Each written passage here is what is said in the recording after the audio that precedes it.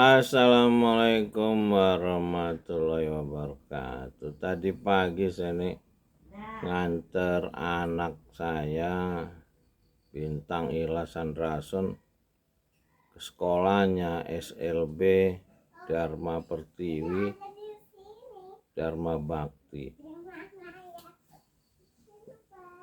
di bawah Yayasan Hankam yang disahkan oleh LB Murdani, Panglima TNI dulu. Lalu saya masuk kelas. Di dalam kelas itu disuruh anak saya duduk, belum ada orang.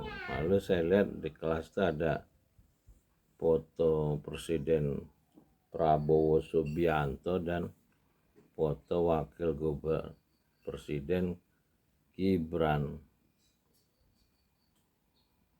Saya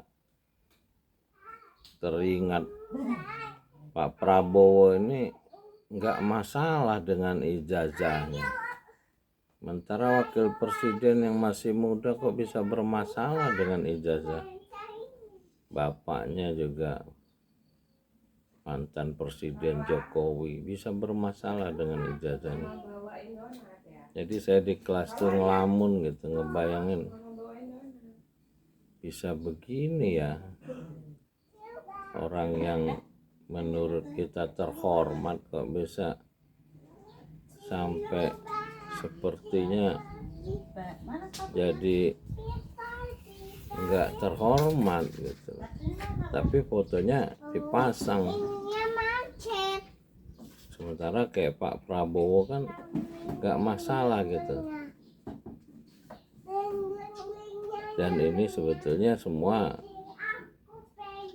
pelajaran untuk bangsa Indonesia. Kenapa bangsa Indonesia bisa punya presiden yang bermasalah dengan ijazahnya, lalu wakil presidennya bermasalah dengan ijazahnya. Bangsa Indonesia ini yang buta kemungkinan, bukan salah Pak Jokowi atau Pak Gibran. Bangsa Indonesia yang buta, saya rasa. Setelah jadi presiden dan wakil presiden baru mereka sadar. Yang sadar ini mungkin sedikit orang-orang yang berpendidikan. Yang berpendidikan di Indonesia ini 80% kan lulusan SMP ya. Ya wajar aja kalau rakyat Indonesia 80% lulusan SMP, ya presidennya lulusan SMP kan. Yang masalah si ijazah sarjananya mantan Presiden Jokowi. Kalau ijazah SMP sepertinya nggak masalah. Begitu juga Pak Gibran, masalahnya dia ijazah SMA-nya. Ijazah SMP-nya nggak masalah. Mungkin DPR perlu merubah itu persyaratan pencalonan presiden dan wakil presiden itu cukup lulusan SMP, karena memang 80% rakyatnya masih lulusan SMP. Ini kesalahan Amin Rais membuat pemilihan presiden secara langsung. Rakyatnya baru lulusan SMP mayoritas.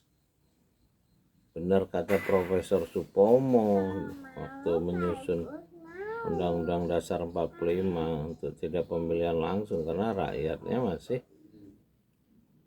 belum mampu gitu. Mungkin zaman 1945 mungkin lulusan SD juga baru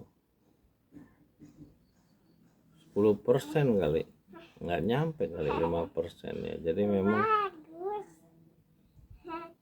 wantesan politik kita ini politik pembodohan rakyat. Jadi 80 tahun merdeka ini terjadi pembodohan rakyat, yang memang bodoh sebetulnya, bukan pembodohan.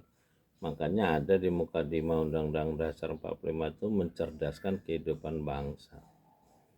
Ya mudah-mudahan kita bisa mencerdaskan kehidupan bangsa secara spiritual dulu, sebab kalau cerdas spiritualnya buruk dia nggak bisa nggak ada guna itu semua peraturan, nggak jujur. Jadi Nabi penutup dulu kan dikenal jujur dulu. Jadi memang kita sepertinya harus, yang mayoritas umat Islam ini harus mengajarkan Quran itu terjemahannya loh, biarin bisa berpikir. Karena kita walaupun cuma lulus SD kan sudah bisa membaca, terjemahan bisa kita baca. Makanya ini nyonya saya udah buat 3 kampung Quran terjemahan.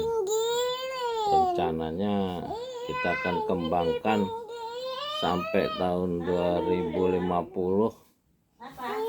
juta kampung Quran terjemahan di dunia ini, sehingga umat Islam yang 2 miliar di seluruh dunia ini bisa paham isi kitab itu. Karena selama berabad-abad justru kitab itu yang tidak terpahami, sehingga mayoritas umat muslim ini terjajah selama 700 tahun nih. Ya mudah-mudahan 25 tahun ke depan kita bisa mengembalikan umat manusia pada kecerdasan spiritual. Itu menjadi revolusi jujur, revolusi spiritual.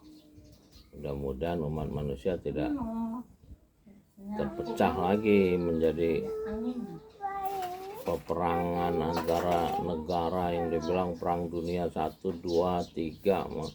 Itu memang rencana dunia Eropa untuk menghancurkan umat manusia dengan perang dunia itu. Mereka memang dari perang salib itu ya pembantai manusia. Ya mudah-mudahan kita bisa membentuk persatuan manusia sehingga kita bisa memelihara alam semesta. Salam dari Bang Haji Hendra. Assalamualaikum warahmatullahi wabarakatuh. Alhamdulillahirrabbilalamin. Assalamualaikum warahmatullahi wabarakatuh.